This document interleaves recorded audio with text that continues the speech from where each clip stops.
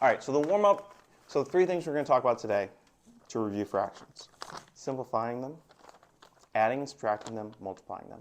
All right, we're going to just try to get through some examples, some tips and tricks, then you'll be practicing in the same packet as everyone else, right? But this will be more direct instruction rather than independent. That's the idea.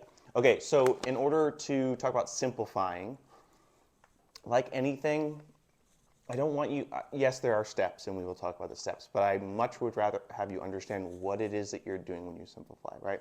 What exactly, why exactly does something become something else? Why is that more simple?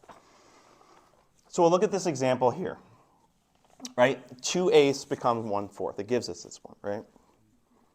But why? Yeah, I could maybe tell you, oh, you divide by 2. You divide by 2. But why? Why is 2/8 1/4? Yeah. Because if you combine two of the pieces together, you'll get one piece, and then you'll have 4 pieces in total. Exactly, right? So you could tell the story by saying, hey, there's 2 of the 8 filled in, right? But a more clear story is to say 1 of the 4 is cleared in, is filled in, I should say, right? That actually tells me more information. 1/4 of this thing, right? A quarter of it, right? So 2/8, not as good as 1/4, right? So that's why we always simplify. That's why we always reduce our fractions when we can, right? Okay, moving along. So now this one, 1, 2, 3, out of 8. Okay, so maybe there's a simplification I can do here. No, why not? Because if you combine 3 pieces, there wouldn't be, not all pieces can divide to 3 pieces. There's not enough. Right, so the remaining parts cannot be divided equally. Right, so here, well, I took out 2. I could find 3 more equal groups of 2. That means there's 4 groups, and I have 1 of them. Here, that can't be the case, so it is in its simplest form. How about this one? 4 over 12. Yep, so 4 are shaded in, and 12 exist, right? So if I think about this in terms of pieces, how many sections could I carve out of here? 3. Yeah, I could go like this, right? And now I have 1, 2, 3 spots. One of them is filled in, so this is 1/3, right? So this is thinking through the simplification rather than just doing it, and we'll talk about the doing it in a section. Okay, last one. I got 3 out of 12. And if I look at this, it seems like this thing is kind of divided into how many pieces? 4 pieces. I got 1 of them. It's 1/4, right? So that's what we're doing when we're simplifying. We're just getting to the more direct answer. But we don't always get to draw a picture. We don't always have a picture, right? So how do I go from 3 over 12 to 1/4? Well, let's look at some examples without pictures to find that out. Now, there are multiple ways you can do this. There are multiple ways that people see this, right? They're all okay. Every one of them is an okay way to go, right? But you tell me, anybody was able to simplify this and tell me what they saw? How do you know it's 1/4? You have to divide it by 8. Is that what you're going to say? Like, we can divide by 8. First, Okay, so you looked at the 2 numbers and you asked yourself what question? Can I simplify it? Can I divide it by 8? Can they both divide by one of them, right? Can both of those divide by 8? Okay? So maybe that's what you asked yourself. Maybe that's your first question. Can I divide one into the other? Because if so, I can divide them both by that number. And I go, boom, divide by 8, divide by 8, 1/4, okay. But let's say you're just not great with factors, right? Like, you can't always remember what goes into what. It's just not a strength of yours, right? What could you do? What else could you notice about 8 and 32 that could help you start to reduce it? What else could you notice? What kind of numbers are 8 and 2? I'm 32. And 2, really? Even numbers. All even numbers you can what? Divide by 2. So even though I don't actually see the factors, I know they're even, so at least I'll divide by 2. 8 divided by 2 is 4. And 32 divided by 2 is 16. Now, I don't have the same answer that we got above, so did I do something wrong? No. You just No. have to divide it by 2 again. You just can keep going, right? Again, I got even numbers. I can divide by 2 again. Or again, I can think, oh, 4 and 16, both of those, both 4 goes into both of those, right? So I can divide by 4. So maybe you see the 4 at this point, and you divide by 4, and you get 1, and you get 4, right? So you can get there, even though you didn't maybe see the 8, right? Okay, what if they weren't even numbers? Then what could I do? Then you have to leave it alone because you can't factor it. You could GCF, you could look for other factors. It's not always divisible by 2. We'll see some other examples, all right? How about this one? 27 is not an even number. Now what do I do? Well, find the GCF. So remember, it's kind of like GCF, like what goes into both, right? It's also just finding factors. What goes into 18 and goes into 27? 9. Did anybody say 3? Yeah, if you said 3, that's fine. If you said 9, that's fine. As long as you start to break it down, it just might take a couple more steps. Let's say I didn't see the 9, I just saw 3. Okay, what is 18 divided by 3? 6. 27 divided by 3?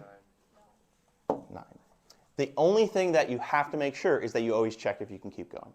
Just like when we factored, we always checked if we could continue to factor. And then I say, oh, 6 and 9, what goes into both of those? 3, again, right? So you just keep going, and you'll get to the same answer that the people who saw 9 did, right?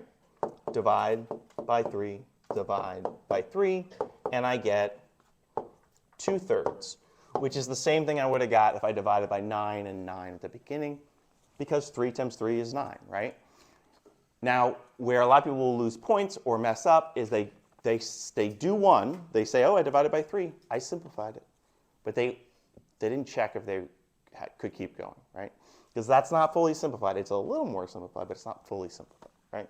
Okay, one more, and then we'll move on. All right, here's a great example. Like, do I know what goes into 93? No, I don't remember, right? So I just start doing a little detective work. Well, I have a 6 here and a 3 here. I can try stuff, right? What goes into both of those numbers? 3 does. So maybe 3 goes into both these. I don't know. Maybe it will. I'll divide. How will I know if it does? On my calculator, if I do 93 divided by 3, how do I know if 3 goes into it? It has a 9. It's a whole number, right? If I got a decimal, I got to move on to another number, right? So I'm going to divide by 3, divide by 3. Okay, that's 22 and 31.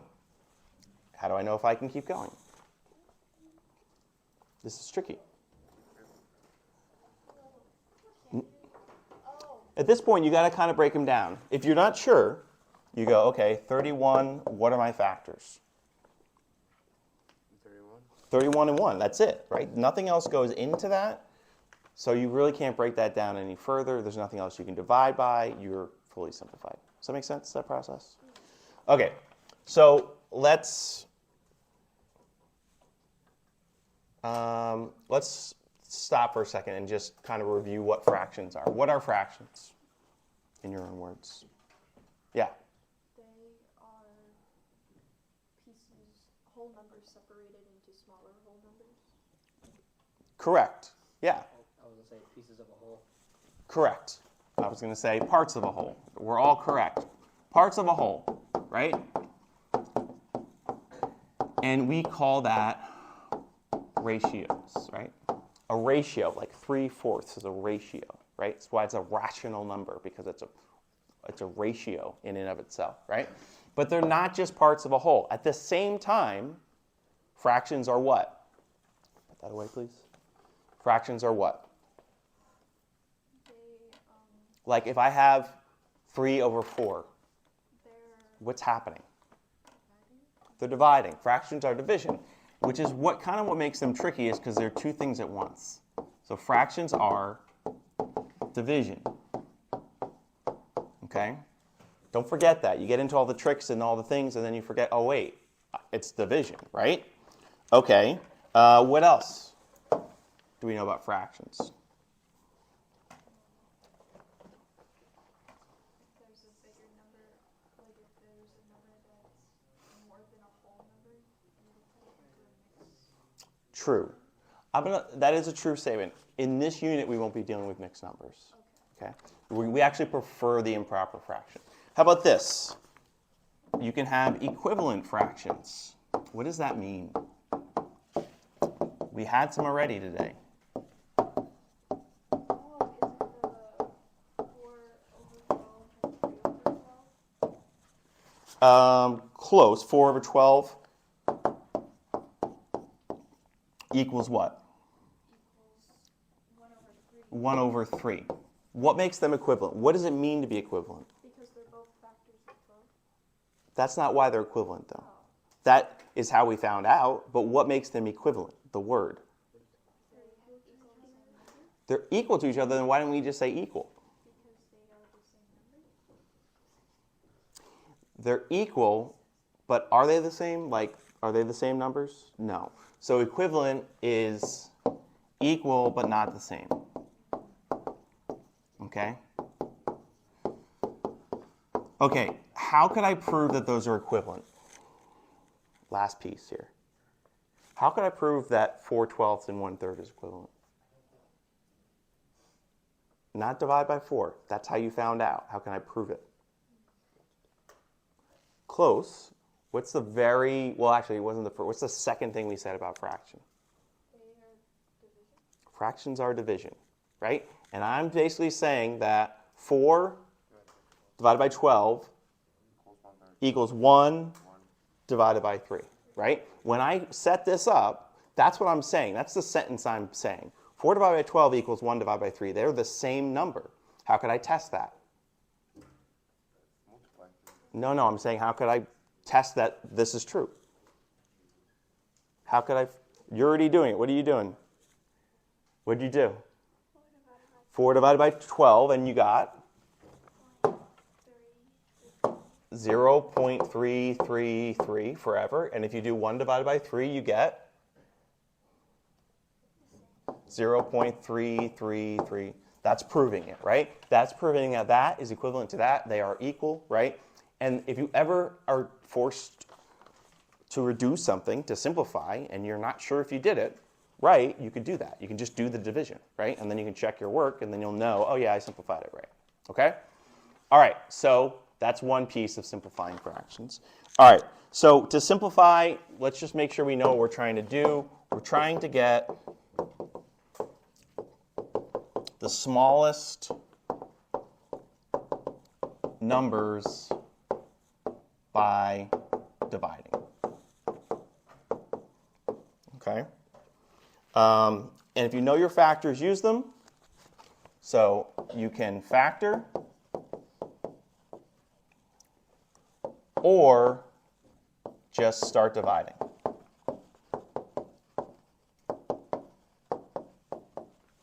So try 2, 3, 4, 5, etc., right?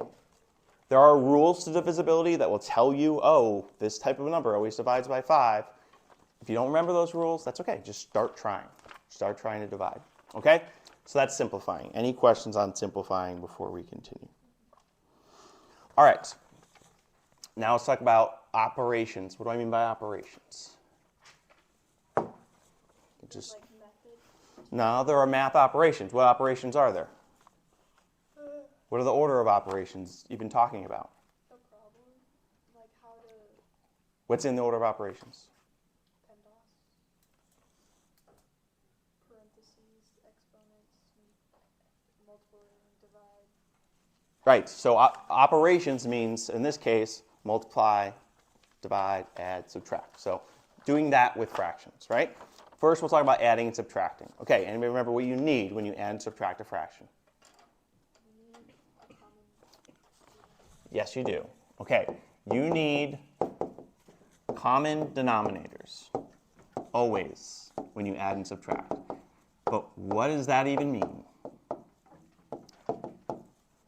What is a common denominator? It's when the bottom number is the same as the lower. Exactly. Same bottom number. So I need the same bottom number if I'm going to add fractions together. Okay? And again, we're going to talk concept versus steps first. Okay? So for instance, if I have 1/4 plus 1/4, you can look at that and be like, wait, what do? Do you add the top and add is that 2/8? Or you can just think about it. You have a fourth. I gave you another fourth. How many fourths do you have? 2/4, right? You have, if you had your circle, it was, well, you had this much, you added this much, now you have two of them, right? So you have 2/4, which we actually can see is actually what? Half. 1/2, right? And I didn't have to do any dividing, I could just kind of see that, right? Now, why then, when we go to add, do we forget that that's what we're doing, right? I see 2/8 a lot of the time, right? But we didn't add the bottom. What did we do? You just add the top. So we need to keep the bottom and add or subtract the top. Okay? Numerator is the top, denominator is the bottom. Okay, let's look at some examples. Okay? So that's great because 1/4 and 1/4 already had the same bottom. Where it gets tricky is where you don't. So let's say I had 2/5 plus 7/15, and I want to know what that's equal to. Okay? Now we said you need the same bottom. You need common denominators, right? So you need to ask yourself a question. Is there any way I could turn one of them into the other one? Yes. Divide. No. I can't divide because if I divide that by 5, that means I'd have to divide 7 by 5. So you don't want to think divide, you want to think multiply, right? Which one of these could turn into the other? 5 could become 15. So it's kind of like with systems when I said, what do you wish that was? Well, I wish it was 15. So make it happen, right? How do I get this to be 15? Multiply by 3. But wait a minute, I can't just multiply by whatever I want. That changes the value of things. You have to also multiply the top. Okay, I agree. So you multiply the top by 3, but why are we allowed to do that? Because it cancels, it makes it even. Because if you only multiply the bottom, that would make it off kilter, or like it wouldn't be the same problem anymore. It would be Correct. 15. I agree. Now, we don't want to change the value. Now, 3 divided by 3, I just want to add a little here. What is 3 divided by 3? 1. So what am I really multiplying by? 1. So I'm not changing anything, right? So that's why we're allowed to do this. And when I do that, I get 6/15 plus 7/15 equals 13/15. And I would check if I could simplify that, but I can't, so I'm done. Okay? Okay, now, that's fine. But what if I had 5/6 minus 4/5? And I was asked to subtract those. Well, I could turn 5 into 15. Can I turn 6 into 5? No. Can I turn 5 into 6? No. So then what do I do? You have to multiply it by a factor that has both of them. Yeah, common factor. So you're saying I need to change both of these numbers? Yes. To what? To 30. Yeah, so there's one number I know they both go into, right? You multiply by each other. So you can multiply by each other. That'll always get you there, okay? So that means I'm going to multiply this by 5/5 and this by 6/6, and then I'll be able to do my work. Make sense? Yep. Okay, so then I got 25/30 minus 24/30. Okay, Now we said with adding, subtracting, you keep the, Bottom. and you Subtract. add or subtract the top. All right? So that's what I'm going to do. It's already matched. Okay, thank you. So I keep the bottom, which is, 30. and I subtract 25 minus 24, which is, And you can't simplify. and I can't simplify that because it's just 1. Okay, adding, subtracting, check. One more, and I actually think this is, it's different for everybody, but for me, this is the most straightforward one. Okay? To multiply. Do you need common denominators? No, it's nice. Do not need common denominators. Okay. So, for example, if you have 1/4 times 1/2, right? Let's again think conceptually first, right? I have 1/4, and now I'm saying find half of that, multiply by 1/2. So I would cut that in half. How much would I have now? If 1/4 gets cut to by 1/2, it gets multiplied by a half. I have 1/8, right? So what did I do to get that? What operations happened? I multiplied the bottom, and what about the top? Well, I had to do something to get from 1 and 1 to 1. I multiplied that too, right? So for multiplication, you just multiply across. And I'm going to add a piece here. This is the part where a lot of people trip up. And simplify. We often forget that part. Okay? We do the right math, but then we forget to simplify. All right, we'll do a couple quick examples, and I'll get you some practice to work on. So, for instance, you might have 7/12 times 3/5, right? And you just multiply across, and then if you can, simplify. I'll give you both of them at once. 3/4 times, 8. Okay, so try those. So, I multiply across. What does that look like? So what is this? What's the math I'm doing here? 7 times 3, 12 times 5. Okay, so what is 7 times 3? And 12 times 5? 60. Okay, here I go. I'm back to simplifying, right? How do I know what I can simplify that by? Yeah, maybe, you know what? Maybe I didn't know it all, and I just divided by 2 just to get started. And then I got like 10 1/2. I'm like, oh, that's not going to work. So then I just move on to 3. And I got 21 divided by 3 is? 60 divided by 3 is? 20. And I can't go any further. So I'm simplified. Make sense? All right, one more. Okay, I know we said we're multiplying fractions, and then I didn't even give you a fraction. Let me ask you a question. Were you really comfortable with this one? Well, then you should be comfortable with this one. Because every number is a fraction, right? Put it over 1. And now it's the same type of problem, right? All right, so multiply across. 3 times 8 is? 24. 4 times 1 is? 4. Okay? What do we think? A couple ways we could go here. What is it?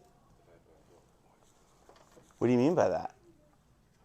Divide both the top and the bottom by 4. Okay, that's why I asked. So I have 24 over 4, and both 4 goes into both, so I can simplify by dividing them both by 4, and I get 6 over 1. Anything over 1 is just the number. Anybody do anything different?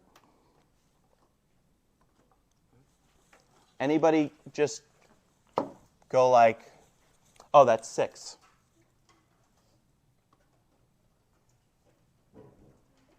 like do pretty much that stuff. Why could you just look at that and know it's 6? This comes all the way back to the beginning of our conversation. Fractions are dividing. This literally says divide 24 by 4, which you can do. That's 6, right? So there's 2 ways you could have gone there. Either one's okay. But this you could just say equals 6. 24 divided by 4 is 6, right? All right, cool. Any questions on any of these skills? Okay, so this is what I want you to do now.